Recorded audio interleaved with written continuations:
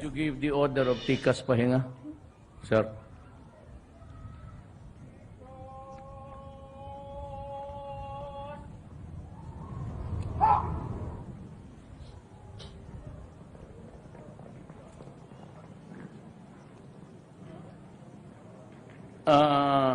Bakbakan sila hanggang ngayon.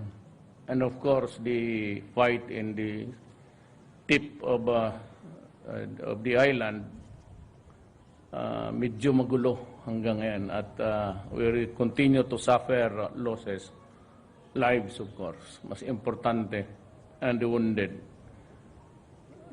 Gusto kong pumunta na naman, but you know, I am leaving for Cambodia sa bukas. I've been trying to sort out really why I have to visit these countries. You know, ayaw ko kung ako lang, napipilitan lang ako because ang foreign policy natin is to get to know yung ASEAN countries. It would maybe someday work for our benefit because we have a cohesiveness at magkaisa tayo dito. The world is really a troubled one. Nagkakampo-kampo kasi it started with the EU. Mga Europeans gusto nila magkampo tapos limitado ka tayo dito, ganun. The impose so many restrictions make it impossible really for us to do business. That's quite good. So, ang ginawa natin is tayo rin na ASEAN as well.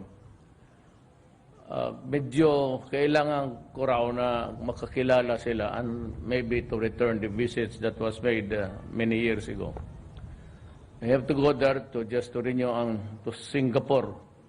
Tapos pa uwi na ako. Meron akong mga kausap.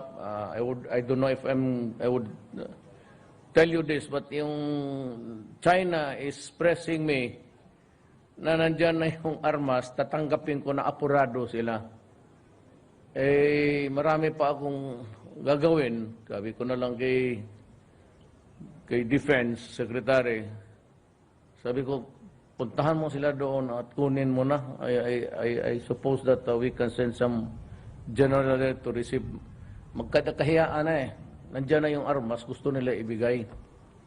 So it's really very easy for us. It be na pareho ang hindi na tayo kailangan maghingi pa sa iba because they're willing to give it, hindi naman free, but it's a grant actually.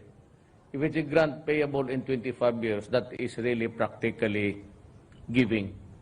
Basta grant, tapos ang terms of payment, another 25 years extension, balibigay na yan.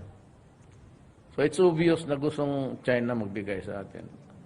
Another thing, sabi ko, alam ko na sakit sa loob. Yung iba, itong away natin sa NPA, pati yung ceasefire ngayon. Alam mo, presidente ako ninyo, buong bayan. You know, we have to somehow end this war. This has been going on for 45 years. They mean to say another 45 years tayo.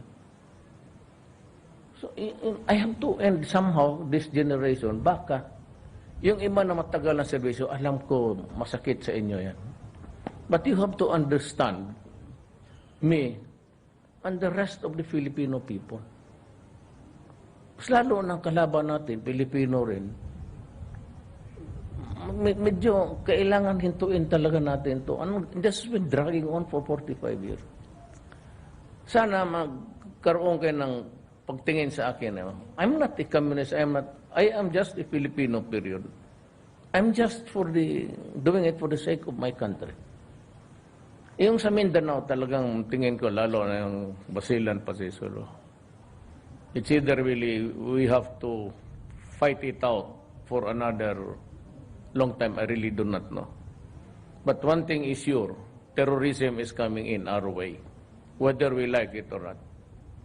Lalo na yung sa Mindanao, they pretend or they are already maybe ISIS connected na. And remember that matatapos yan sila dyan sa Middle East. If they are driven out of a land base dyan, wala na silang mapuntahan, magpunta dito sila sa atin. Ideally, it should be Indonesia, Malaysia, and Mindanao. Kasi maraming ating mga kapatid na Moro, Muslim. Ayun, kasi hindi naman lahat sympathetic sa gobyerno. The danger is they might. So that's one thing. Let us just concentrate on one front. Mabutit na nga nahinto na yung... Pero may mga... may mga... Hindi naman alitan, but I do not like to... Kasi recently, I wanted them to start the talks. But gusto nila 130 na naman ang i-release ko. Sabi ko, no, I cannot. As a matter of fact, I considered too much too soon. Sabi ko, hanggang dyan lang ako. Ngayon, bahala na ako. If terminated, then terminated, but I cannot be forever. Nandiyan, pinalabas ko na yung mga leader ninyo, lahat na. Nandoon na nga sa Norway. What more do you ask of us? Hindi ko, maubusan ako ng barahan yan, release ako ng release. So, pero dito, it's holding.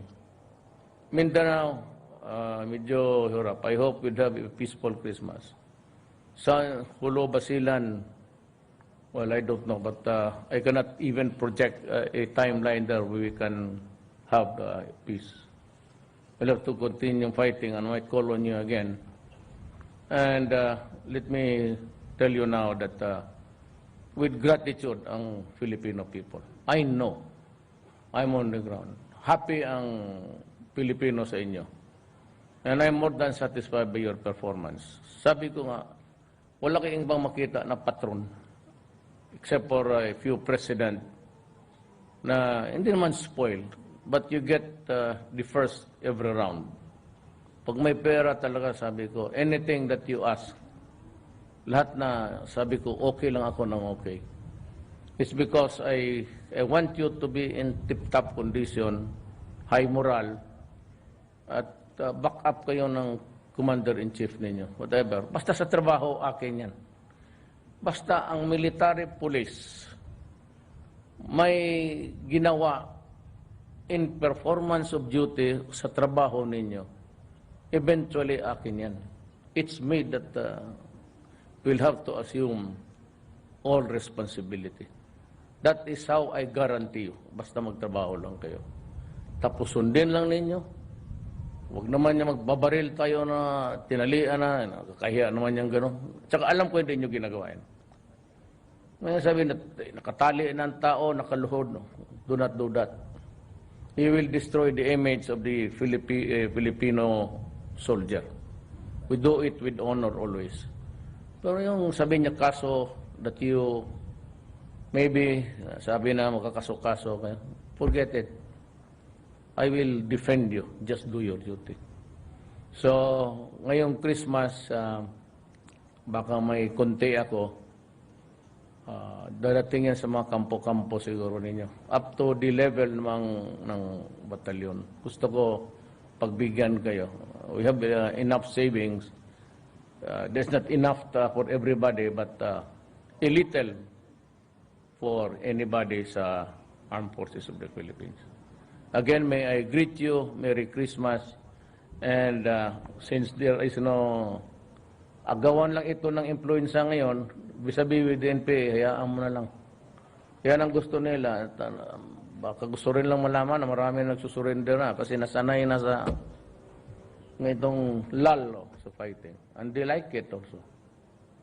So I congratulate you for a job well done. Maraming salamat po. Magandang gabi. Thank you, Mr. President.